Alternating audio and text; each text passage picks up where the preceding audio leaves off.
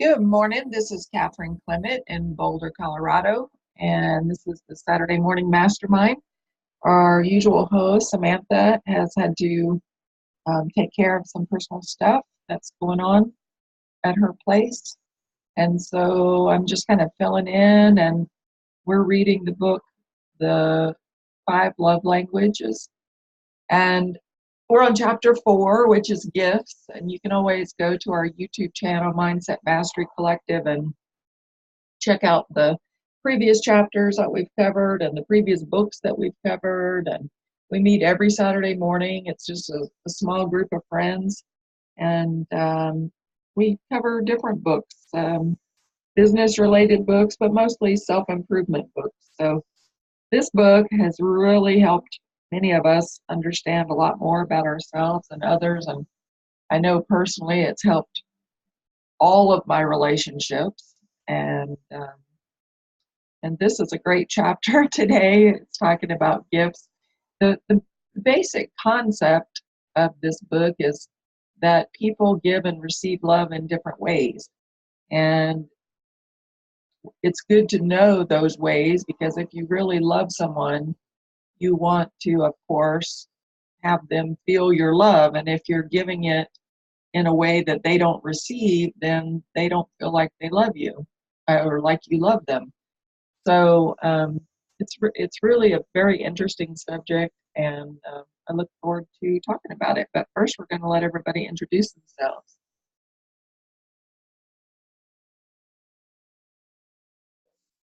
I'll go. Good morning. Sandy Root here in Miami Beach. Looking forward to the discussion. Dan Sisika here in Las Vegas, Nevada, and I am looking forward to the discussion and what everybody has to share. And did my profile test this morning, so that was interesting about what I thought. But I think it's a good tool to use, and I think everybody should go and look at it, even if you just want to get an idea. So looking forward to the rest. That's awesome. I'm glad you got yours posted, Dan. Yeah, if you go, we have a Facebook page, Mindset Mastery Collective. If you go there, there's a post that will give you a link. You can go take a test, and you just answer questions. It's just multiple choice, and it calculates for you what your love languages are, based on like priorities. And we all receive, and and it's not like we only have one love language, but we have some that are stronger than others. And so Dan, you want to share some of your results to get us started?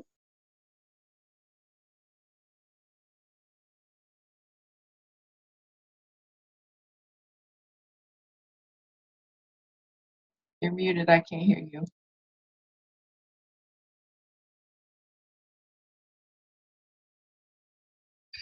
Sorry, I was trying to get back to it because I had accidentally closed that page with the results on it. So give me a second, and I'll go find it, and then I can go over that with you. Cool.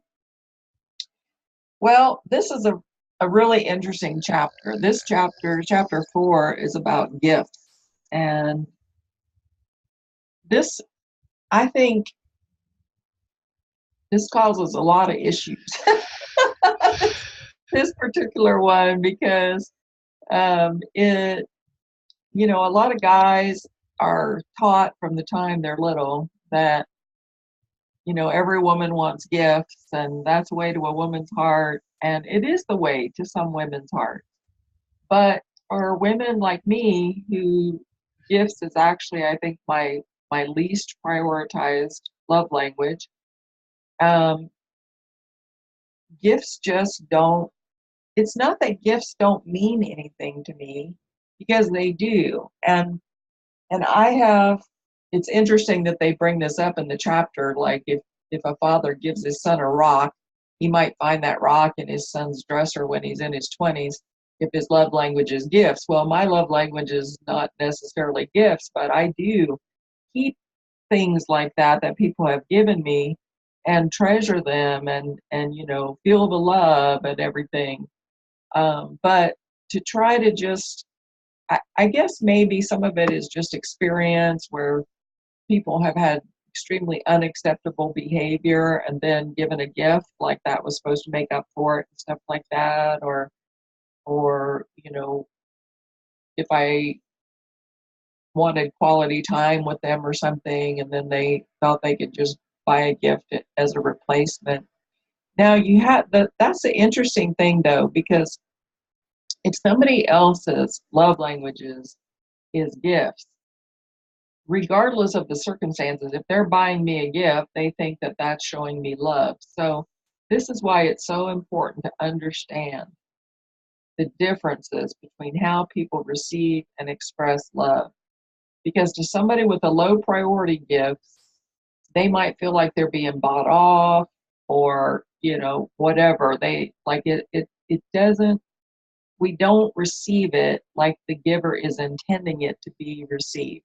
It's a little complicated, but it makes sense. Like once you read this and you learn how these things work, it really does make sense, and it makes for a much, it has really changed the way that I look at some things in my life. And Sandy, I know that your gifts is also pretty low on your list too. So I'm looking forward to hearing what you have to say about this subject as well. Yeah, it ended up being pretty low, but I do know that, I can hold on to things that, have a meaning to me. And yeah, it could be something like a rock. Like I've holded on to rocks. I have feathers that friends have given me that I have. So gifts do have a, special place in my heart, but I know in a romantic relationship, I know that for me, it's more acts of service that is more my love language. And I tend to get gifts from people when I'm in a romantic relationship, but and I appreciate them and I love getting the gifts too. But it's not making me feel that love and in the core really.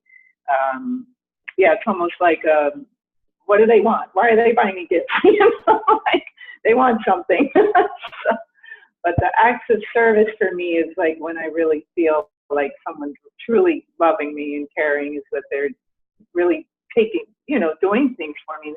That's taking time to actually do acts of service to me is loving.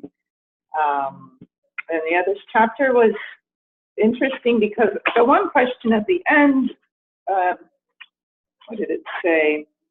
Do you find speaking the love language of gifts difficult, or does it come naturally for you?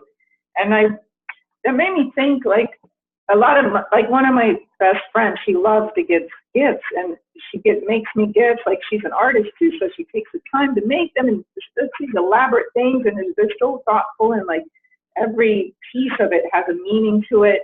And I almost feel guilty, like, because I don't give her that back, like, because I've never been a natural gift giver. So, the last time I had to give her a gift for her birthday, it was like so overwhelming because I'm like, what am I going to give her? She like makes these amazing gifts for me. And I'm like, I can't even match close to that. I have no idea what to get her or do for her. So it was a little stressful. But I like the suggestions he gives, like to really consciously listen to people as they're speaking, like, and jot down notes, like as you hear them, so that when it comes time to maybe wanting to give them a gift, you have a better sense of it. Because yeah, for me, I'm not a big gift giver. I never was, and it just, to me, it's like almost a foreign thing. And then when it comes to giving gifts, it like stresses me out. I have no idea what this, I mean, even with birthdays and holidays, I'm like, I have no idea what this person wants.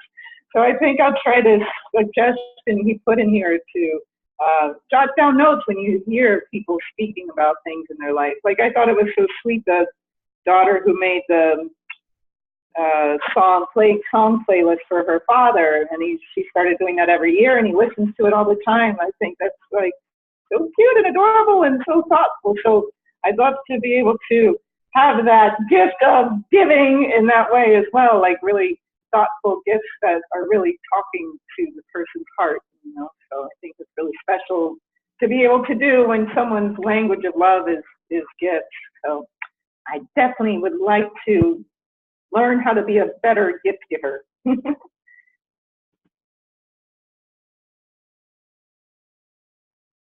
Okay, and I've gotten to where I posted my results from the profile, and so give me a second. And okay, so mine was top was, and I kind of figured this would be 9 words of affirmation, 7 physical touch, 7 quality time, 6 acts of service, 1 receiving gifts. Now that's weird because I'm like you, Sandy. I do have a lot of things I've kept over years, things that have been given me and stuff from people I really love and care about, and friends and stuff. And I placed a very special meaning on it, so it does mean a lot to me. But it's not. It was weird. It was not my number one thing. I really like hearing, that people appreciate, and I kind of figured that. But I also learned as I was going through this. For me, it kind of. I just realized it just kind of depends on the situation and who I'm dealing with. I kind of flux in and out of certain types of parts of my the love languages, and what tends to come up in between the people. It's not necessarily I've learned their thing, but I kind of have learned how kind of subconsciously how they respond. So I kind of tend to adapt that way, but I still don't know how to speak their exact language yet. And but I also feel like I am a real amalgamation of all of these, because all of these, when I really thought about this, because like I was telling um, Catherine, when I first did this, I was doing the test, and there would be the 2 questions that would come up. I'm looking at them both. I'm going, they're both basically equally important to me. To hear right there, it's like, why can't I pick both, or why can't there be a sliding scale underneath each one that says, you know, which would I rather, or how would I? It's kind of, kind of made me take, go like kind of, how do I choose which one is really the? So I had to think about it a little bit and kind of say, okay, I'd rather have that one just a little bit more. But I think all of these, just because of my background and what I've gone through and what I've lived through, they all mean a lot to me. And, so I tend to take, I'm the type of person that I'll take whatever I can get from somebody, no matter what it is. If it's a gift, I'll take it. If it's an act of service, I'll take it. If it's, coming at me because, you know, of the never real connecting ever with my real mom or my real father, or or my stepfather when he came in, and my mom was remarried and going through the abuse and things I went through. So I never really ever connected, and that's what I'm more looking for, is connection with people, just in general, just to connect. And this was eye opening for me, so it really helped, and I'm glad I finally took it.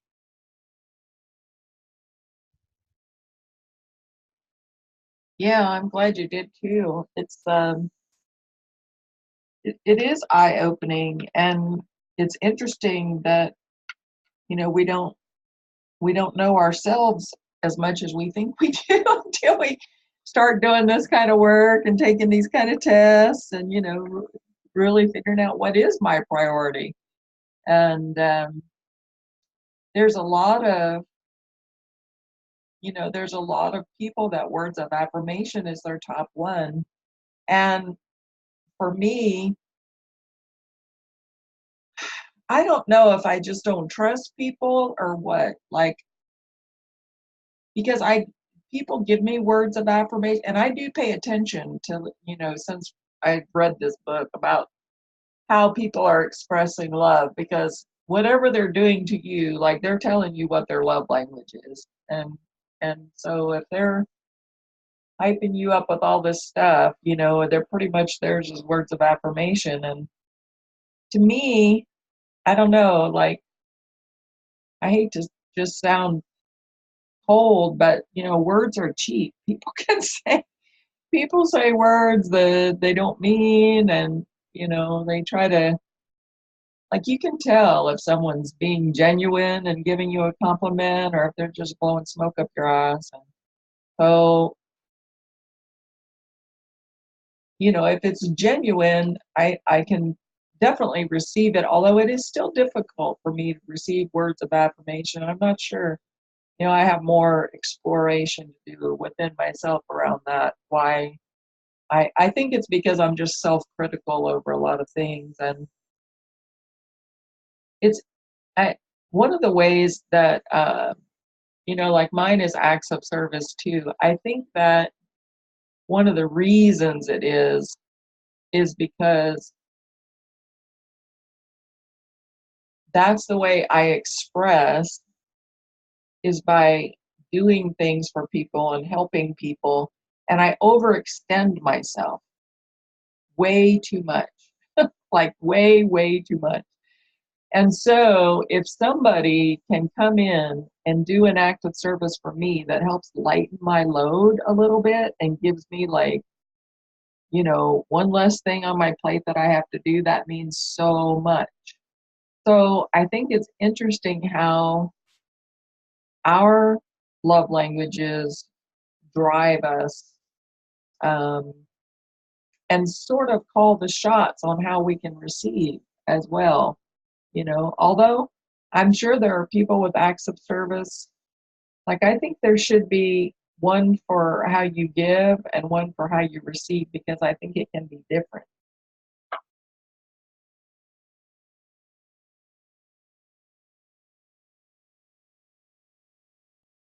Yeah, I think I agree. I think it would be nice to kind of see the, I guess, best way to say the yin and the yang of that, how it plays out.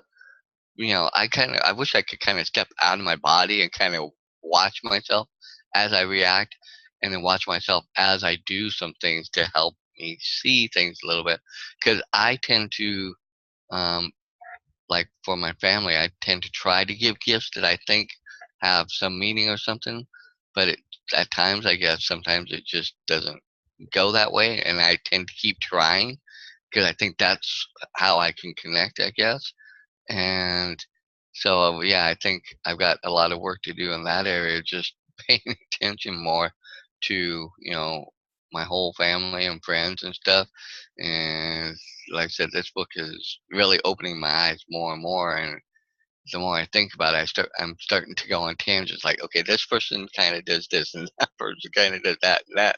It's kind of weird how your brain kind of, when you get in the flow of that, you start going off, and then, but I need to kind of, find a way of how to get the information and get it, put somewhere where I can really actively review it and internalize it, so then that way I can work better on that. And I think that's the area where people need more help with. And it's, the book does give some good guidelines of how to get started and things like that. But, you know,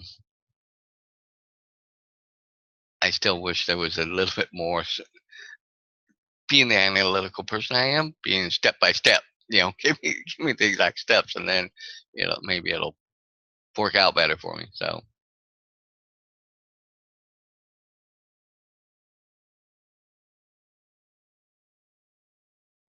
I was trying to think on the difference between how I give and how I want to receive it.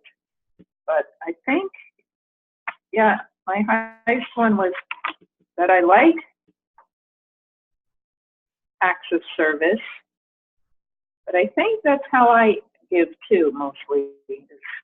The way I show love is acts of service too. I think the more that I'm looking at it. What's the first one here? Sorry, I'm analyzing. Words of affirmation, no, not so much. Physical touch, quality time. Quality time I'll do, depending on the person. If I see that their love language is quality time, then I can tend to do that. But yeah, I think I do acts of service is my way of showing love most people. So I guess, yeah, I've got to learn how to find out each person's love language and not just assume that acts of service is going to work for everybody. Because that's what I naturally tend to do for others because that's what I like. So, yeah, makes sense.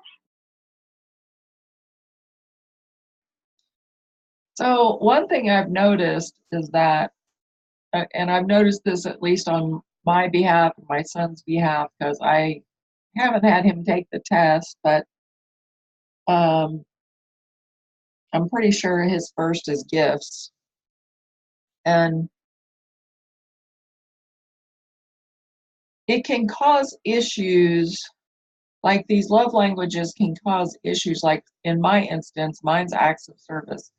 So if, like right now, I have so much on my plate, helping so many people, and I don't feel like I can stretch anymore. And so that makes me close off to people because I don't feel like I can give anymore. And that makes me feel bad and makes me feel like I'm unable to love somebody because I can't do things for them. Same way with him. His is gifts. Okay. He doesn't have the money to buy gifts right now. So he doesn't feel like he can love somebody and show them love because he doesn't have the money to buy them gifts. So obviously that's not right. Because we need to be, first of all, we need to be showing love in the way that the other person receives love. So we got to figure out their love language. But secondly, we can't, if I became, God forbid, physically unable to do anything for anybody, that doesn't mean that I just can't love anybody for the rest of my life, So some of this is a little bit of a mind trip to get over, I think, you know. Um, and likewise, if somebody can't do acts of service for me, but they want to buy me a gift or they want to spend quality time or whatever, I have to be able to receive that. Sometimes I think it's a lot easier to give love in whatever way that you do than it is to receive. Um, I don't know. There's, we've talked in previous books and Zooms about color personalities and some of these other ways that we kind of, uh, traits that people have, common traits that people have and stuff. And you kind of have to look at all of it and blend it together into this mashed up mess, basically, because, you've got, if you go back to the original personality types, like the type A and type B or whatever, where people are really hyper or people are laid back. And then you got the color personalities, where they're this, that, or the other. And then you got the love languages, and you have to look at all of it. And then of course we've all had different experiences in our lives that tend to push us in one way or another. But I think it's great to, part of loving someone is being willing to make the effort to find out more about them, to find out more about how they receive, what's happened to them in their life that might be blocking them from receiving, and how they give, and not, taking that moment, like if someone gives me a gift, and really I do love gifts, but I tend to, I'm like you, Sandy, I tend to like, well, what do they want? What do they want from me now? And part of that is because I'm doing so many acts of service and I'm so overwhelmed that I can't imagine them making a request of me right now. So I think balance is something that we all need to strive for in all of these things. And of course, a little bit of knowledge can be really dangerous too. You know, you can't just base everything on one theory of things, because there are actually other books out there where there's more than 5 love languages. There's 9 or something. I don't know. You know, and maybe we'll read that book too. But words of affirmation in the last chapter, you know, it that's a receiving issue on my behalf. I know, like because of myself, because I'm self-critical and stuff, and I I just don't accept compliments very easily. And that's something I've been working on for a long, long time, actually, is learning how to just say thank you instead of saying, oh, no, not really, you know, whatever, you know, kind of trying to brush off whatever nice things you're trying to say. Um, Also, interestingly enough, like when your top one is acts of service, it's sometimes difficult. It sounds weird and counterintuitive, but it's sometimes difficult to allow people to do things for you, even though that's the way that you receive love, which is so messed up. Like, but you feel like, or at least I feel like, you know, I should be doing for them instead of them doing for me, you know, and then you have to bring in this extremely independent personality that I have, where I just want to do everything for myself. And so I can look back at previous relationships and even current relationships with friends and stuff where, you know, someone has offered to do something for me and I've blocked them at it, basically, you know, said, no, I can do it, or, you know, thank you for the offer, but no. But then somewhere in my subconscious, along the way, somewhere, I'm sure, like I'll feel, without meaning to, somehow I'll feel unloved when it was really my fault for blocking them trying to actually show me in my own love language. If you followed that, congrats. Because that was kind of that was a roundabout there, but I hope it made sense what I said. I think. Go ahead. Oops. Oh, I never looked at that too, because yeah, I'm very independent as well. And sometimes if somebody tries to do something for me, I'm like, leave me alone. I can do it myself. Especially, well, it was more with my mom. Like growing up, she's like, you always wanted to do everything by yourself. Since you were like 2, you were putting your clothes on. But yeah, so that's interesting. I didn't think of that too. Like I like to receive the acts of service, but then a lot of times I'll be like, no, I can do it myself. Like it's almost like I'm thinking they must think I can't do it if they're doing it for me. But so that's interesting too.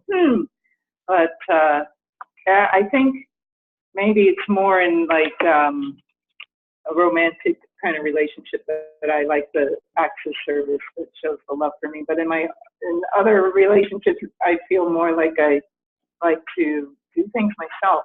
I don't know. It's interesting. I have to ponder this more. You got me thinking it again. And I was gonna just jump out and say it's weird how, because I've heard the saying, you know, you have to kind of just accept people for who they are and learn. But I think we've all kind of said it. We all try to make people into, for lack of a better way of saying it, people like who like I am, you know, kind of like, you know, not necessarily an exact carbon copy of me, but somebody that, you know, and then that way I can relate better that way. It's like, oh, wow, okay, somebody that's just like me. You know, it's very easy.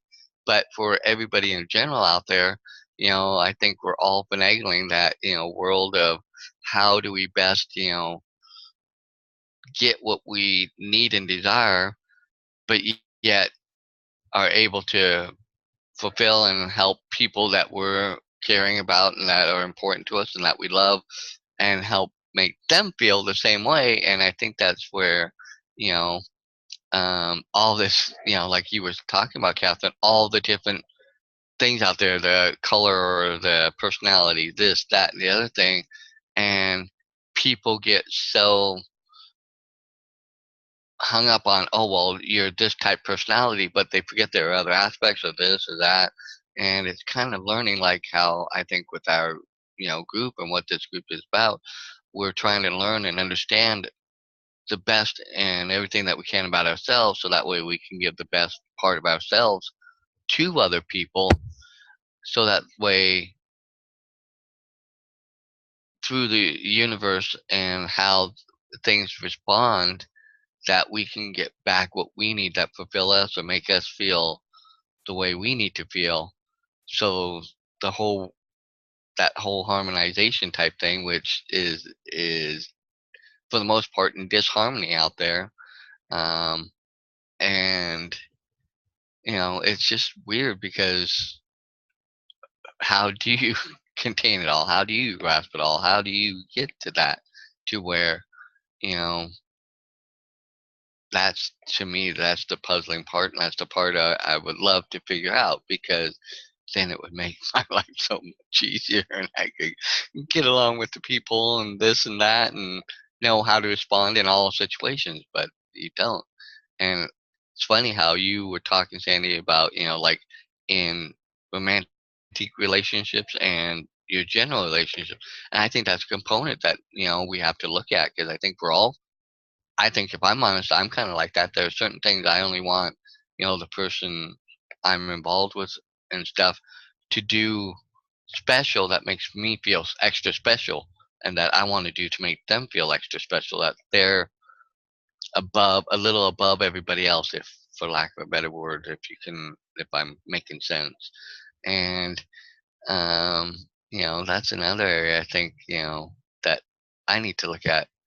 And because some of the relationships I've had in the past, um just didn't work. It just, I was all ready to go, and then, or I held back. So I think that's, thoughts to look at. And I've got so many things going on in my head. I can't remember everything I'm trying to get out and convey, but that was just the one thing that came out just when you and Catherine were talking. Well, and that's a great point. We just assume that people are like us. Like this past week, I had a friend get really upset with me. Like I had no idea that they were upset with me, but they were devastated because they felt like I didn't care about them because I didn't, um, I wasn't in enough contact with them. Like I've been so busy. I'm just working from morning until night, and then I'm exhausted. And when I'm in pain, I tend to isolate. And because I'm working so much and I'm sitting so much, my pain levels have been rising, and I I have to just handle and deal with the pain all day.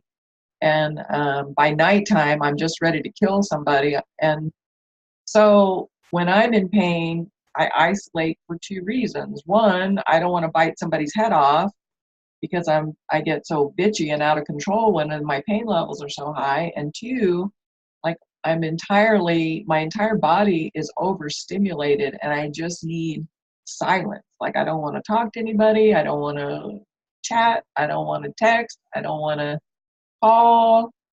And this other person was really needing support, and I didn't realize that. And they were in pain, and pain was a new thing to them. And when they're in pain, they want words of affirmation and comforting and someone there, seeing them through it. Whereas when I'm in pain, I want isolation. So I assumed they were in pain, I should leave them alone, because to me, when I'm in pain, like the phone rings, I'm just like, oh my God, I don't want to talk to anybody. so, they were in pain. I assumed if I called them, like that's how they would react, but we're totally different.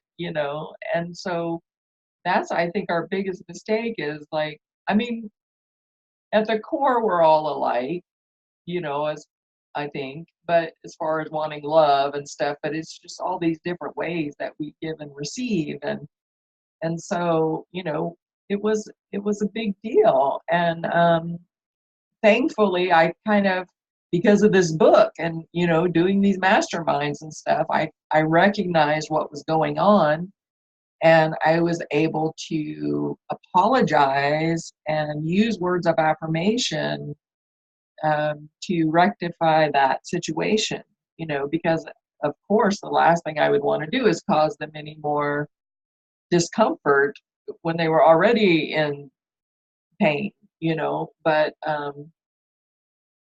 I haven't had the whole conversation. Like at some point, I'd love to have the conversation about the love languages and how I handle pain. And this is why I didn't reach out, and like actually explain the whole thing so that maybe they get some sort of understanding from that as well.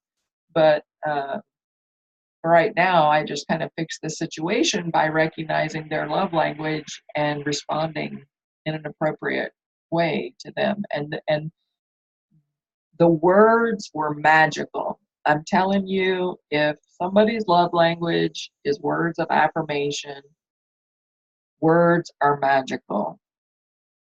Just taking a few moments to say the right words can just completely turn the situation around. It was miraculous.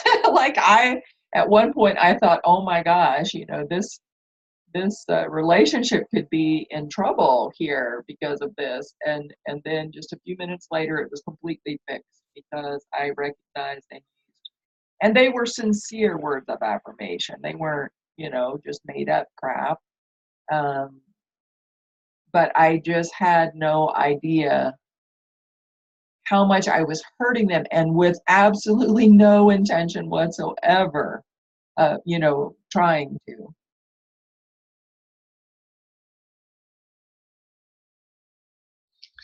But that's a point you just made a good point of how by going through this process and understanding a little bit more and after realizing that you were able to help remedy, it may not be totally fixed and it may take a little time or a little more time, but that you understand that person now a little better, and now you can say in the future, that, oh, I can, when this happens, I know I need to respond or something like that. And how many friendships or how many relationships have we um, let go because of our, I don't want to say misunderstanding, not being enlightened enough to understand how to see the differences and know how to respond effectively, that we let go that could have been maybe wonderful relationships or awesome friendships, and or even with our own family of the discord within families, of how maybe that can help mend those areas too, by understanding all of this, the five love languages, the traits, the stuff and things like that. But yet at the same point, I'm going to throw this out there. How many people really want to go out and take the time to learn and understand and learn that about themselves, and then learn how to employ it with other people, because because of everybody being so centered on me, me, me, and I want everybody to recognize and feel me and see me and do this and do that. And when somebody doesn't, get all, hate to say it, butt hurt and go, okay, well, I'm done with that and move on, you know. And I think, if people were to invest more time in people, which I don't think we do enough of, me included. I'm just as bad as getting caught up in the world and everything. And I got to get this done. I got that. I want to do this around my house. I want to do that. I want to do that. That we lose out on something that could have been really meaningful and special.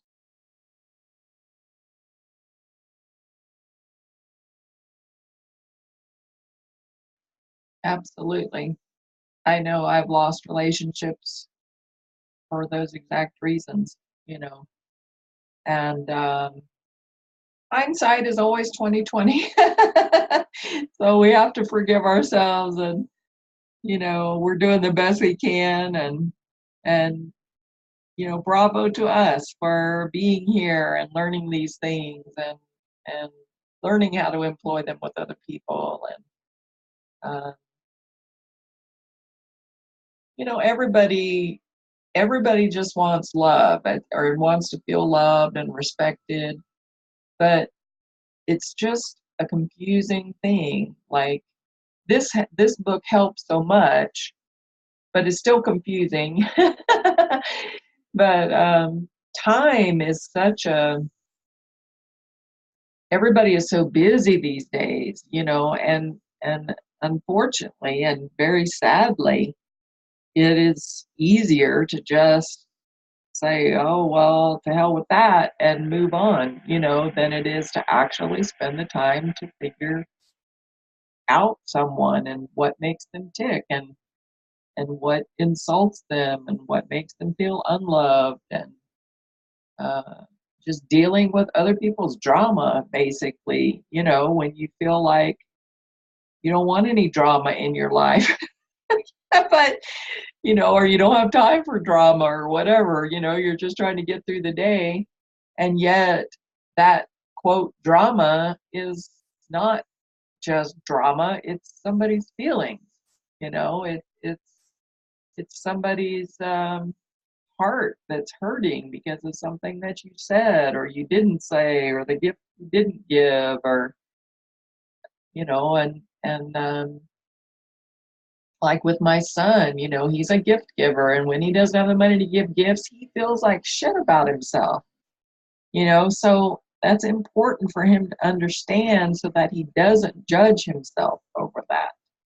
Because and same with me, if I can't do any more physically for somebody, I can't beat myself up over that. And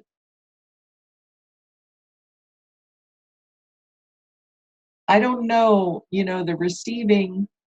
learning how to receive love,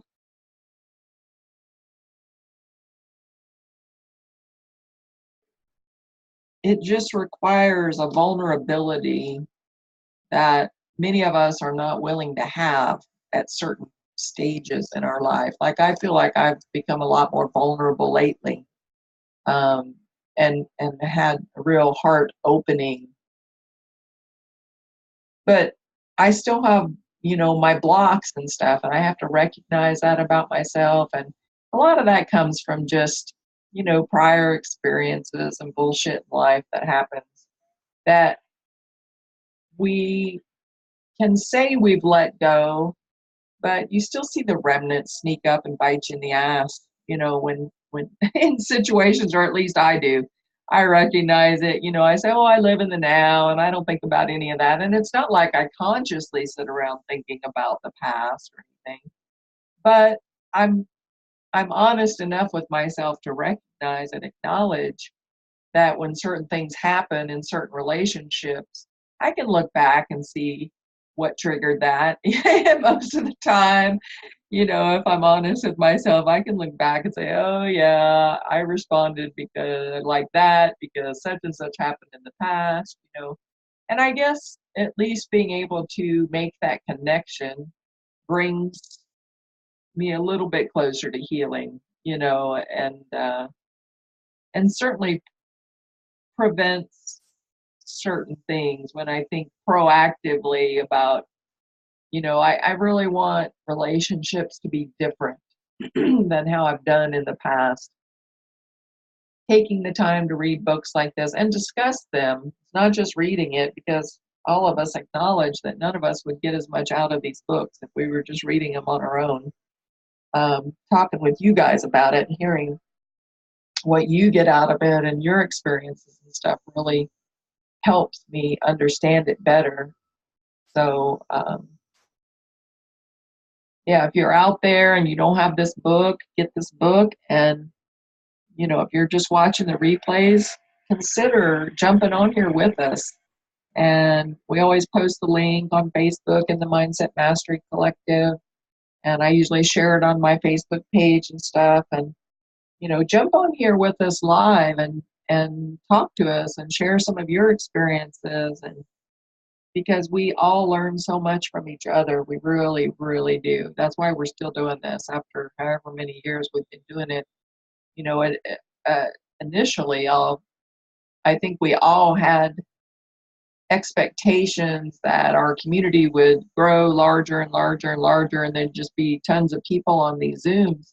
And that hasn't really manifested yet, and I don't know if it will, but what has manifested is that us getting here and talking to each other about these things has helped all of us. I think I can speak for all of us.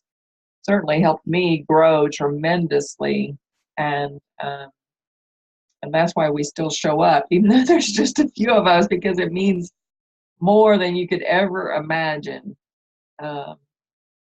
to have people that you can talk to, and you hear us cuss, and we're not. This isn't like a flowery mastermind where everything is just rose-colored glasses. I mean, we talk in a real way about real shit, and that's what I love about it. And that's what I love about this group of people. So join us. If you're out there just watching, get on here and join us. Real shit. And we cry too sometimes. What was I going to say? Oh, yeah, you talking. Wait, I'm thinking of 20 things at once. But yes. Wow. Just.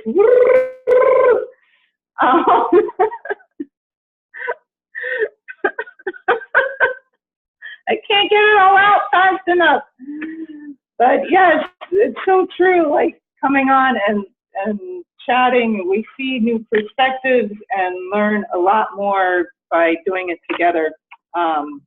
Like what you said earlier made me look at, see, I don't even remember what is going on. Anyway, so the past relationship thing, as you were talking about, looking at 2020 hindsight, it makes me wonder sometimes in those relationships that maybe fell apart and don't talk anymore, like looking at maybe the aspect of the love languages too. Like, is there something that, where I wasn't giving their love language? And it's actually making me think of a friend that one of my best friends from high school, and we ended up dorming together in college our first year. And there was a third dorm mate who got placed with us because the school was so overcrowded. I ended up becoming really like best friends with the new roommate, and the other girl, I don't know what happened, like she just started pulling away. But now that I look at it, I'm almost like feeling like I wasn't giving her love language. And that's like 20 something years ago, but wow, like to see where maybe handling things in a different way with some friends, like one of my other best friends from high school, we haven't talked in like 10 years because of some nonsense. But it could be a similar thing, like I just not speaking her love language or wasn't showing her that I loved her.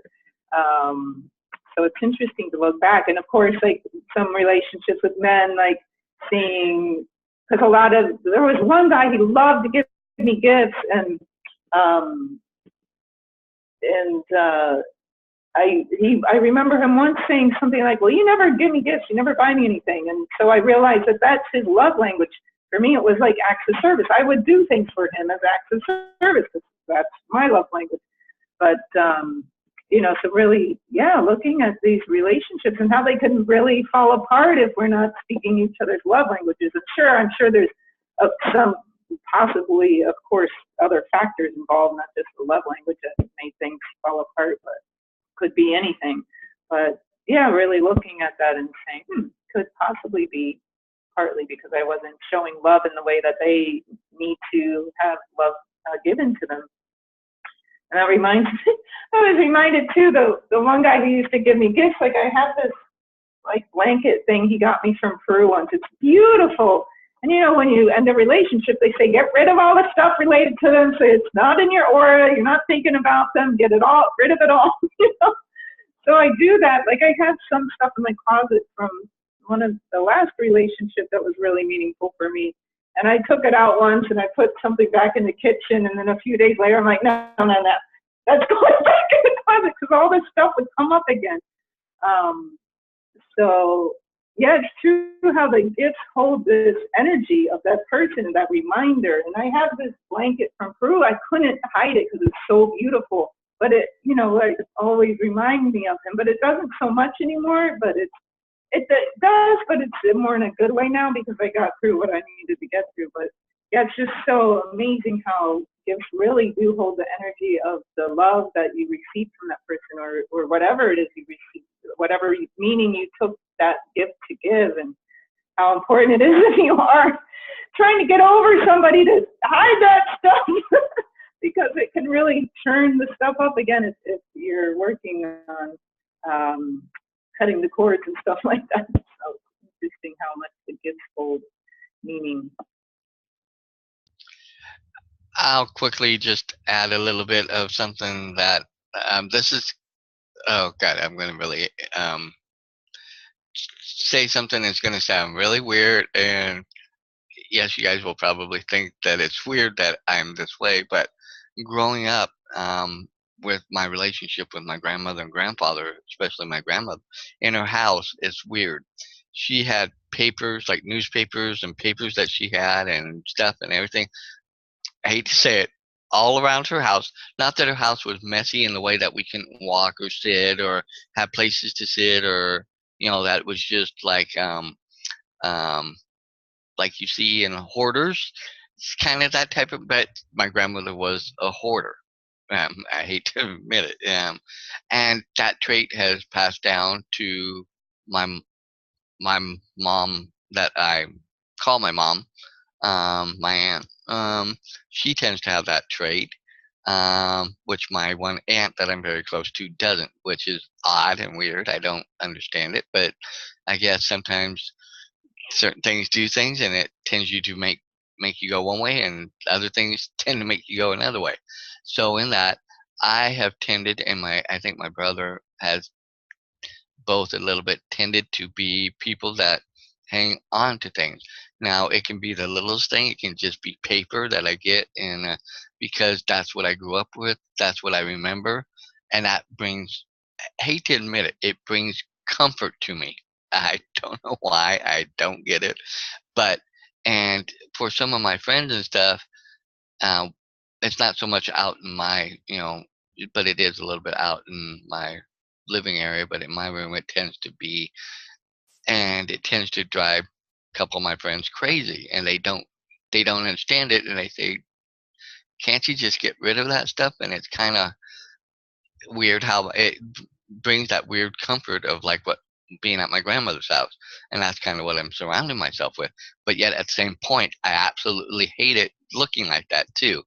So that's weird how the things of situations or surroundings or things of your past can kind of come in and invade your life in ways you don't know about it until somebody points it out, or until you see it, or reading something like this and going through stuff, and you kind of go, oh wow, that's kind of why I do that, that's why I'm that way. And so for me, going through this book and through a couple friends and not realizing what they were trying to help me understand, um, it's weird how things of the past that can have meaning are how it, like you said, Sandy, if you have it out there and about or in the general area, how it invades and how it creeps in, and you don't realize it till it's crept in, and then it's like, oh my god. And so um, that's just a weird, odd realization for me, and it's something I'm going to have to work through and work towards, because it is that comfort and that familiarity level for me that I like, but it's something I also hate at the same time. So, yeah, interesting how this book can lead into some other areas too of how you absorb and take in love or things that make you feel semi-loved. Absolutely. Smells do that for me, like my mom somehow wound up with a bunch of perfume my grandmother wore. There were like two perfumes that my grandmother wore, and I guess she had bought multiple bottles, so my mom wound up with them. And last time I was at her house, I was looking under the cabinet for something, and I came across all these bottles of perfume. And just smelling that perfume, of course, reminded me of my grandmother. So I had to take one of the bottles, of course. So every once in a while, I just spray it, and it reminds me so much of her. We're almost at the top of the hour. Or we are at the top of the hour. So any final thoughts here?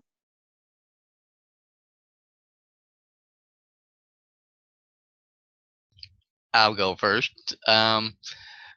Yeah, it's just interesting how much this book is doing to help, you know, me understand me a little better and to work on understanding others and start looking at it from hopefully trying to get their eye view of what they are thinking, what they're wanting, and if not, maybe helping me to find ways to learn and understand and find ways of knowing what their love language is so I can give that out more and put it out there so that way I can strengthen more of the relationships that mean a lot to me. So I'm really enjoying this book.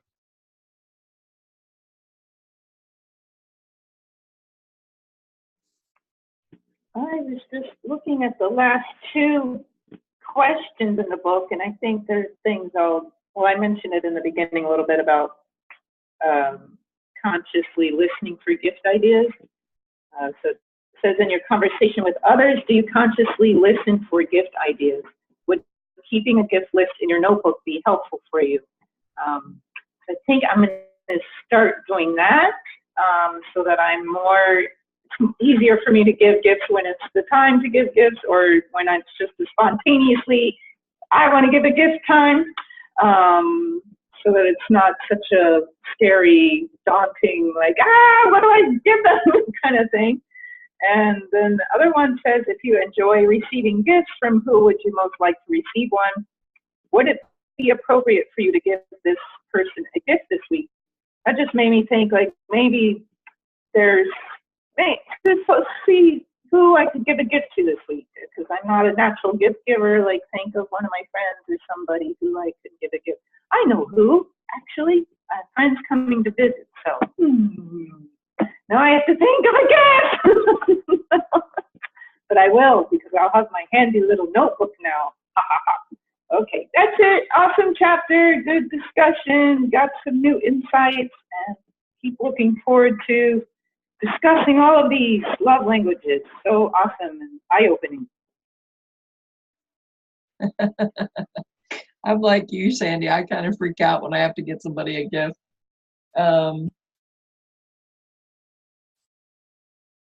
This is a comment actually more about the last chapter, which is words of affirmation. But I just want to point out that if someone's top love language, or top three probably, is words of affirmation, one thing that you really need to be careful of is any sort of criticism, because they will take that criticism and it will crush them. Like, some people are way more sensitive, and what you're saying could not even be criticism, but they could take it as criticism. Like, with people who have words of affirmation, you're just going to have to be super careful about what you say, because it even slight things can be misconstrued and just can be heartbreaking to them. And Dan, I see you shaking your head, because yours is words of affirmation. So, and mine, words of affirmation is, I think, my next to the last or something, you know, so you wouldn't think that criticism would bother me. And most of the time it doesn't. It depends on who it's coming from. And sometimes it just can be crushing, and sometimes it can just be annoying. Um, but really learning these love languages and can just, I think, revolutionize every relationship you have. Um, if you want to get this book, there's actually a lot of different editions to this book, The Five Love Languages. So the one that we're reading is the singles edition. And if you want to pick that up on Kindle or grab the hard copy or whatever, it's a book.